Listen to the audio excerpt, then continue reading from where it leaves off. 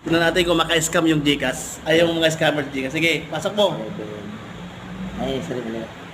Pasok mo yung GCash. Wala ka naman GCash. Hindi ka naman nila ma-scam. Sige. Tapos patiksasin mo yung OTP. Tingnan natin. Next. Tapos, ayan, matix yung OTP. Matix ng OTP sa mo. Kung may GCash ka, ayan, na-text. Okay mo. Okay mo. Yan, scammer ng mga GCash yan. Yan. Anong sabi? Anong sabi? You register your Vivo 2430 with GCash. Tama kayo. Wala daw yung nagpunta sa GCash. Wala sa GCash. Nagbalik. Yan ang scammer sa GCash, guys. Ganyan ha.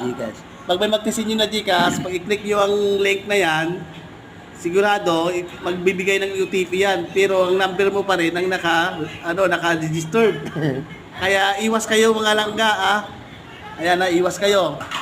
Ayan na, may nag-text. Kasi ito yung ayuda ng GCash. Kunwari, na nila kasi yung GCash, napasok ng mga scammer. Kaya dapat nire-report yung mga GCash. Kaya ang sabi ng GCash dito, kahit anong mag-text daw nga receive na may link, huwag nyo talaga ipinutin yung link. Yan lang mga viewers.